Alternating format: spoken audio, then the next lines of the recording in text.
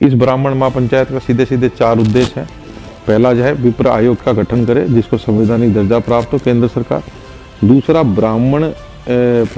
ब्राह्मण जो बाहुल्य इलाके हैं उनमें ब्राह्मण को ही राजनीतिक पार्टियां टिकट दे। तीसरा मंदिर माफी की भूमि पे जो मंदिर के पुजारी या जो लोग बैठे हुए हैं उनके साथ कभी भी मारपीट हो तो ये SC/ST का जो कानून है जिसमें जमानत नहीं होती उस में वही प्रोविजन उसके अंदर आए। इस तरीके के 3-4 मुद्दों के साथ हम लोग आगे बढ़ते हैं।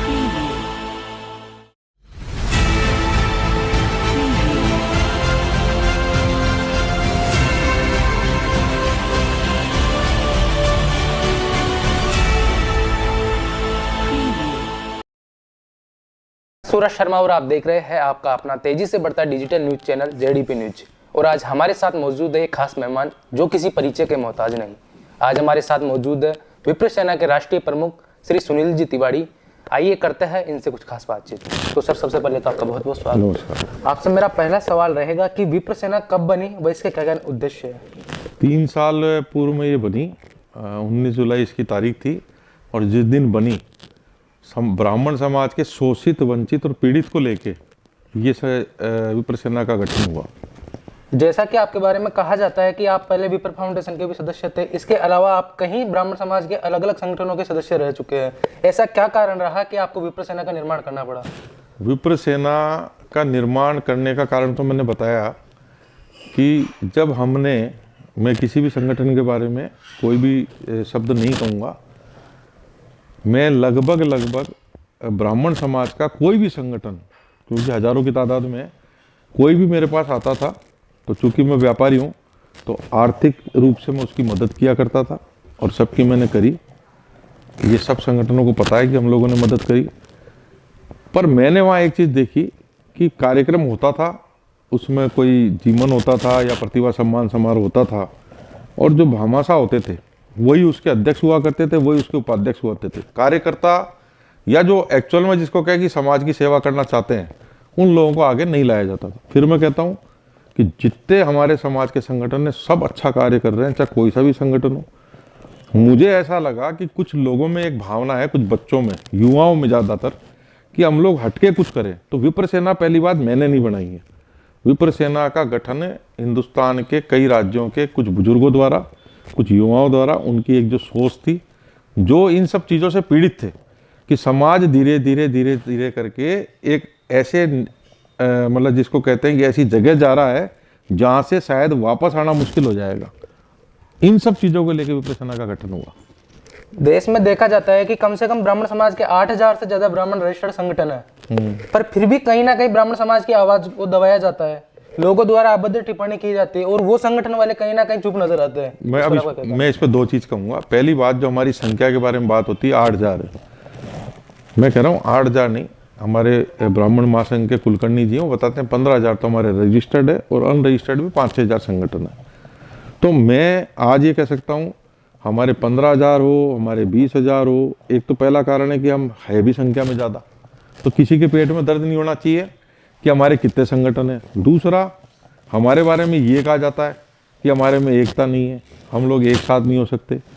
मैं कह रहा हूँ कि जैसे शेर के लिए कहा जाता है ना कि शेर से जंगल में अकेला बहुत होता है, वैसे ब्राह्मण अकेला बहुत होता है। ये तो 20 करोड़ है।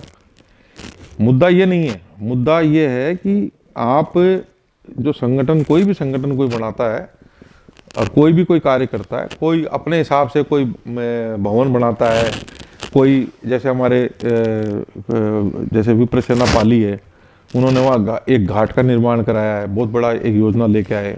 अलग अलग लोग अपने अपने तरीके से काम को करते हैं, पर हमारा काम करने का तरीका थोड़ा सा अलग है। हमारा ये है कि कैसे न कैसे करके हिंदुस्तान के, जिसको मैं 20 करोड़ कहता हूँ और अब सरकार भी मानने लगी, 20 करोड़ ब्राह्मण एक जाजम पे आए। और विप्र सेना, फिर मैं बता रहा हूँ, संगठन नहीं है, मैं बार बार कह रहा हूँ, विप्र सेना उन 15,000 ब्राह्मण संगठनों की सेना है। जैसे हनुमान जी का आपने देखा हो तो वो रामायण में थे तो महाभारत में भी थे।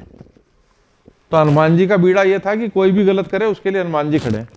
तो वैसे ही इस कलयुग के अंदर ब्राह्मण समाज के जितने संगठन है उनकी ये सेना है। आपके द्वारा पिछले दिनों परशुराम जन्मोत्सव के दिन एक भव्य रैली का आयोजन किया गया था और इसके बाद अब आगामी मार्च में आपका एक ब्राह्मण महापंचायत के नाम से एक भव्य कार्यक्रम आयोजित किया जा रहा है। इसके क्या उद्देश्य है, वो इसमें कौन कौन सी जगह से लोग आ रहे हैं? वो जो रैली हमने करी थी, शायद एक रैली तो लोगों ने यहाँ दिखाई, बाकी पूरे प्रदेश में, पूरे देश में मैंने बताया था कि हमारे 119 से ज़्यादा इस तरीके की रैलियाँ निकली थी, आयोजन हुए थे, बड़े बड़े आयोजन हुए थे। इस ब्राह्मण महापंचायत का सीधे सीधे 4 उद्देश्य हैं।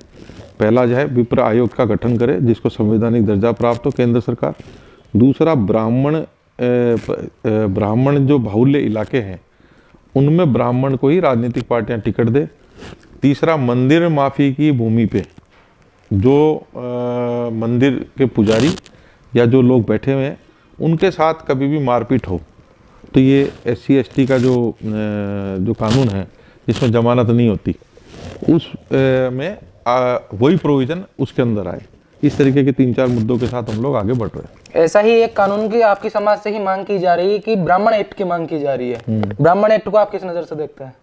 मैं कह रहा हूँ अभी हमने सारे संगठनों को निमंत्रण दिया है कि जो आपकी कोई मांग है और जो लगे ऐसा होने वाली है, मांगने को तो हमारे लोगों ने मांग लिया कि भाई वो चांद पे भी हमारे को ज़मीन मिल जाए, तो ऐसे संभव नहीं है।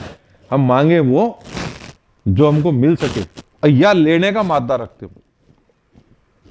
भाई अपन वो ऐसी चीजें क्यों मांगे? ब्राह्मण महापंचायत में कौन कौन से बड़े राजनेता शिरकत कर रहे हैं? देखो, ये नाम अभी हम लोग ओपन नहीं कर सकते। पर निश्चित तौर पे बीजेपी कांग्रेस के बड़े राजनेता आएंगे और ये पहला शायद किसी भी समाज का, किसी भी बड़े संगठन का, क्योंकि विप्र सेना राष्ट्रीय संगठन है, ये 6-7 राज्यों में काम कर रहा है, ये शायद पहला ऐसा कार्यक्रम होगा जहाँ मंच पे विप्र सेना का कोई पदाधिकारी नहीं होगा, मंच पे कोई राजनेता नहीं होगा, चाहे वो देश के प्रधानमंत्री से लेके प्रदेश के मुख्यमंत्री तक आए, उन सबके नीचे अच्छी व्यवस्था हम लोगों ने कर रखी है। मंच पे केवल हमारे साधु संत होंगे, देश भर के साधु संत वो होंगे, क्योंकि हमारी वो पहचान है और हमें वही आदेश देते हैं। ब्राह्मण महापंचायत को लेकर अब तक कितने लोग आपके साथ जुड़ चुके हैं? ब्राह्मण महापंचायत में 2 तरीके से चल रहे हैं। एक तो रजिस्ट्रेशन फार्म हम लोगों ने छपाए, तो 50 फार्म की एक बुकलेट होती है, हमने 25,000 फार्म छपवाए। एक मिस कॉल से रजिस्ट्रेशन हो रहा है, वो 25,000 फार्म हमारे यहाँ से जा चुके, उनमें से 6-7 हज़ार फार्म मतलब हमारे यहाँ से तो जा चुके और दोबारा बुकलेट की डिमांड आई। तो मैं ये मानता हूँ कि अभी हमारे पास 6-7 हज़ार और फार्म की डिमांड है। तो इसका मतलब आप मानो कि 30,000 तो रजिस्ट्रेशन हो गए और 13,000 के आसपास मिस कॉल पे रजिस्ट्रेशन हो चुके। तो ये मोटा मोटी 50,000 की संख्या तो अभी हो चुकी। आपके हिसाब से ब्राह्मण महापंचायत में कितने लोग जुड़ रहे हैं? मेरे हिसाब से तो परशुराम जी खुद आ रहे हैं। तो अगर परशुराम जी आ रहे हैं तो संख्या तो फिर भूल जाओ, क्योंकि वो अकेले ही बहुत है। ठीक है सर, बहुत बहुत धन्यवाद।